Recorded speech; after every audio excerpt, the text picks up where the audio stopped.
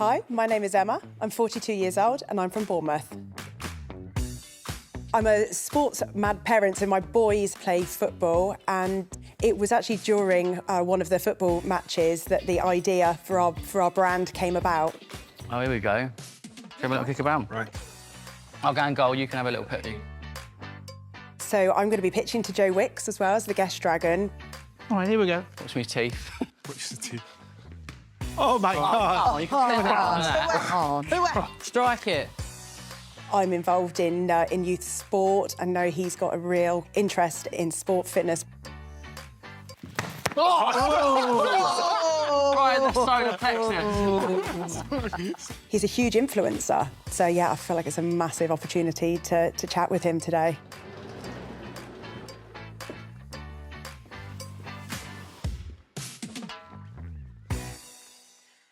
Hello, Dragons. My name is Emma. I'm the owner of Laceeze Defiance, and I'm asking for £50,000 in return for a 10% share of my company. I have spent countless hours on the sidelines of a football pitch watching my sons play football. Now, shoelaces coming undone isn't a really major problem. However, in youth sport, it happens frequently. A Laceeze is a silicone band which wraps around the outside of a sports shoe and holds the shoelace knot in place for the match. In England alone, it's estimated that 4.5 million school-aged children play football regularly and 700,000 play rugby. We launched the company in 2017. We've sold 350,000 bands to date. We work with a direct-to-consumer business model in the UK, and our bands are stocked with some independent retailers and grassroots clubs. Defiance is our clothing and accessories brand. We spotted a gap in the market for good quality children's sports accessories, such as outfield gloves. There is a huge scope for growth within the Defiance range, where we can create a sports accessory brand specifically for children. I've got some products to show you. Thank you for listening. Silicone bands that hold shoelaces in place, alongside a sports clothing and accessories range, is the offering from Emma Burke. Thank you. Hello. She's seeking £50,000 Okay. Nice to meet you. Nice to meet you. in exchange for a 10% share of her company. Thank you. Keen to understand more, Stephen Bartlett is first to kick off with the questions. Emma, Hello. really interesting. So you mentioned two different brands here. You mentioned the Defiance brand and the Laceeze Yes, brand. yeah. Are they the same company, the same brand, or are they Yeah, separate? so just the Defiance is the name. So Laceeze. Of the whole thing? Yeah, so Laceeze came first. Yeah. And then, I mean, we've got quite a loyal sort of base of customers, and then they buy into Defiance afterwards. So what percentage of your sales are coming from which products?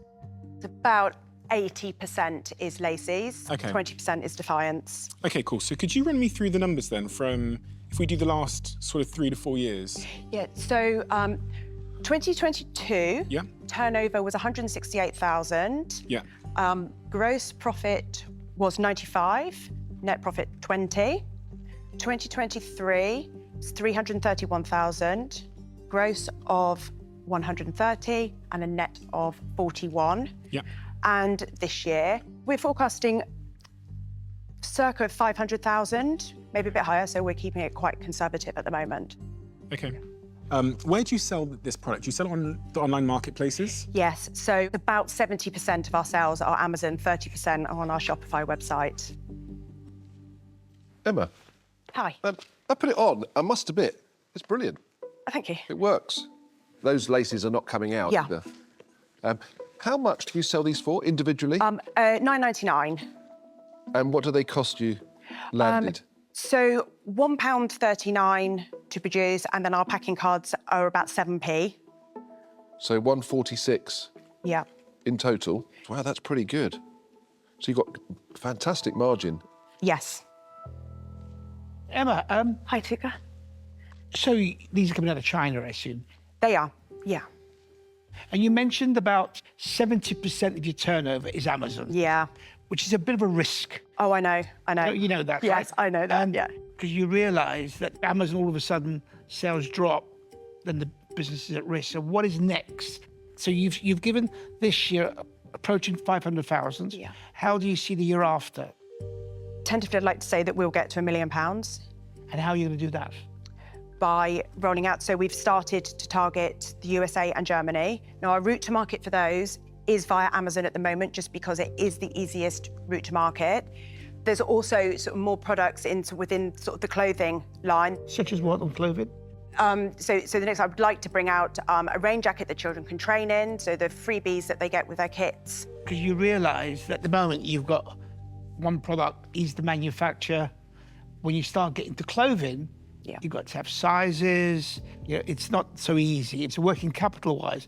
I think to go to £1 million, you probably need minimum 150,000. Robbie, she doesn't need that amount of money. She's grown organically. She's got massive margins in her product. Yeah. But what I'm trying to get to is to get to £1 million, you are going to need more than 50,000, that's all.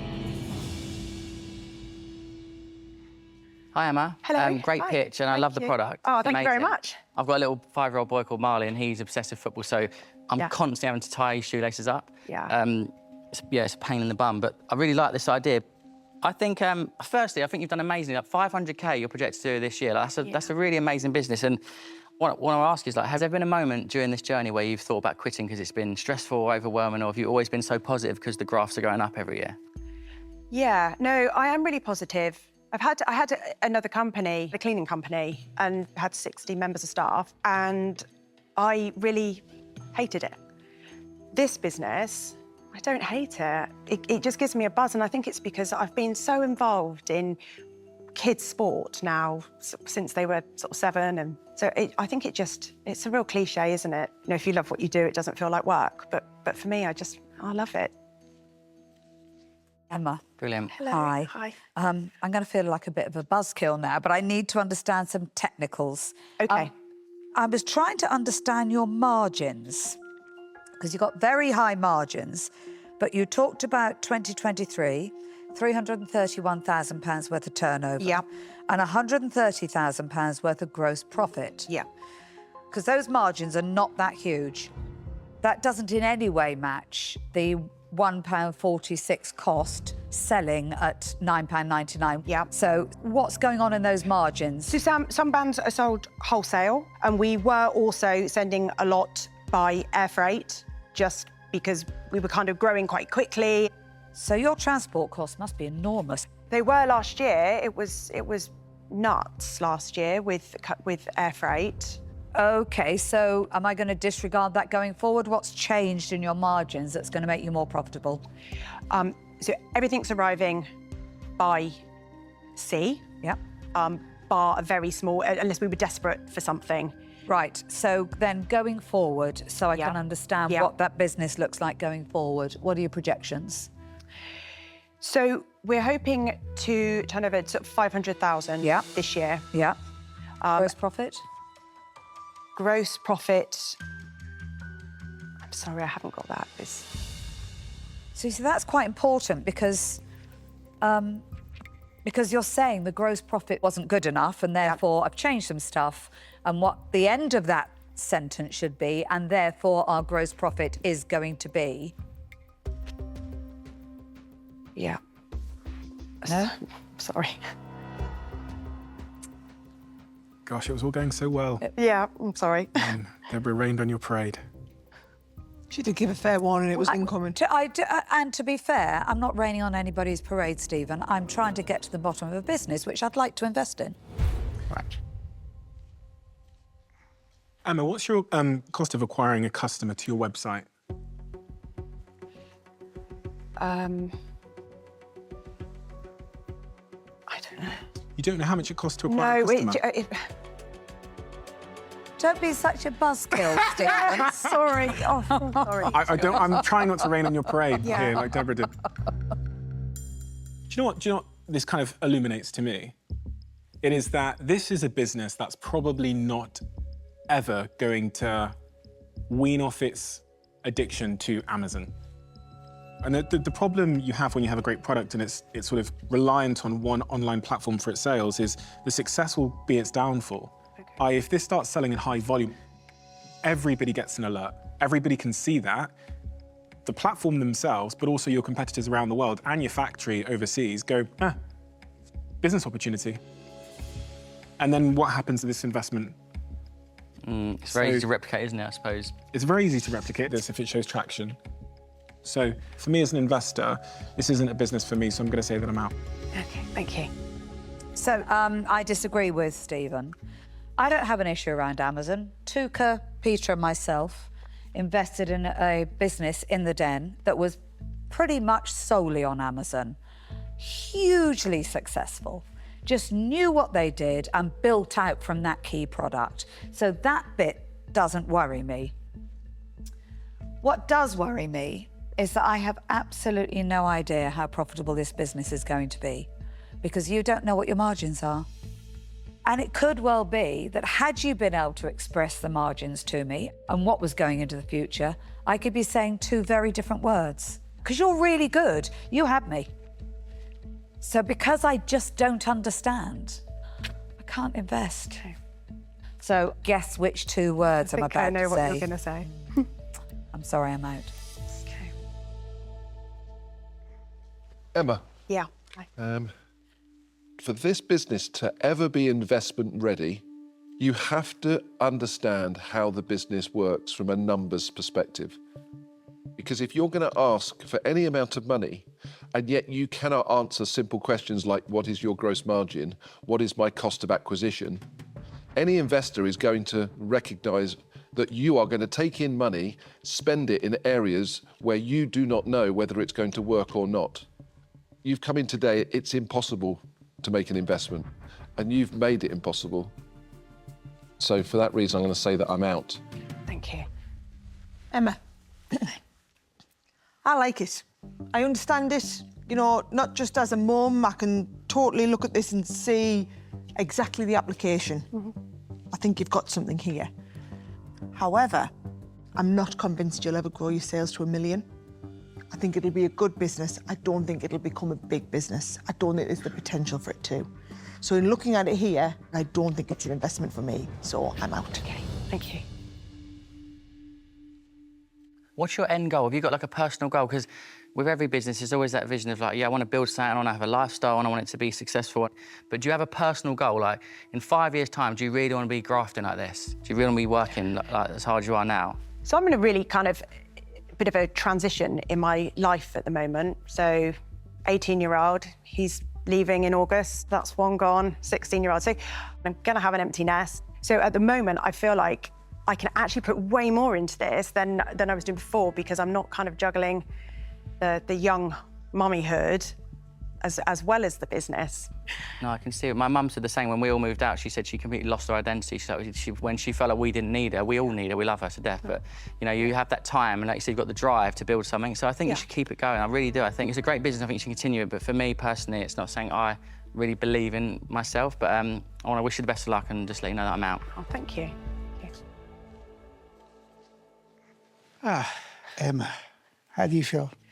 Oh, exhausted. Look, doesn't take it away from you that you're going to turn over 500,000 this year. You know, so I wouldn't worry about what anybody said. And to me, somewhere there's a margin. It's how do you extract it? So at the moment, if you add it all in, it's £1.46 landed. Yeah. So if you halve the cost, would that make a big impact on the margin? Yeah. Big impact. Yeah. Because I believe that I can save costs. Okay.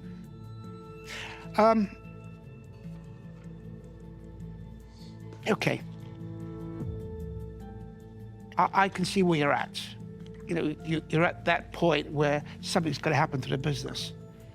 So I'm going to make you an offer. Okay. But it comes at a price. You asked for £50,000 for 10%. I'll give you all of the money, but I want 40% of the business. What? Wow. Well, you guys didn't offer. Oh. If you were so brave, what did you offer? Come on, then. 40%. Do you want to make a counter offer? 40%. I'm not that brave, but I will Exactly. say. The risk is high. Yeah, I'm not that brave. Can I get a glass of Sure. water? And Yeah, if you go back to the wall and have a think. Have a chat with the wise There's wall. there's one on the window ledge there for you. thank you. Against the run of play, Emma secures an offer from Tuka Suleiman. Unbelievable scenes in it, 40%. 40%. That'll cost, this is going to cost you. But to quadruple the 10% that was originally on the table, could it be too high a price to pay?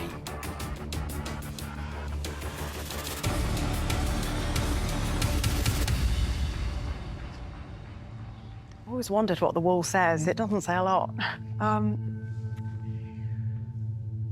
Really grateful for the offer. Would you consider reducing your equity if the money did come back to you Within? within 12 months?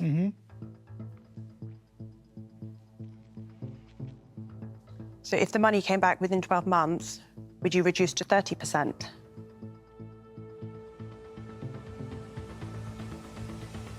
Yes.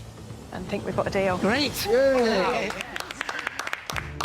Thank you. We'll make a hit of this. Euphoria for Emma. Get in. Thank you. Okay, Thanks. bye. Lovely to meet you all. Thank you. She's tied up a deal with a dragon that could see her business expand at a rate of knots, even if she was put through her paces. Really exhausted. Yeah, it was very intense. I mean, Tuka drove a hard bargain, but I think the value that he's going to add to the company is just going to literally just take it to the next level. I think you got a great deal there. You did, but what about, I thought you need 150 grand to be able to grow this to $1 million. Well, maybe she does. Maybe I'll give it to her. You never know. She's going to want to give you her money back because she's desperate not to You've lose got a lot much to of say the for somebody who hasn't invested. I have. I think the future for Laceeze is really, really exciting, and I think this is going to just skyrocket things.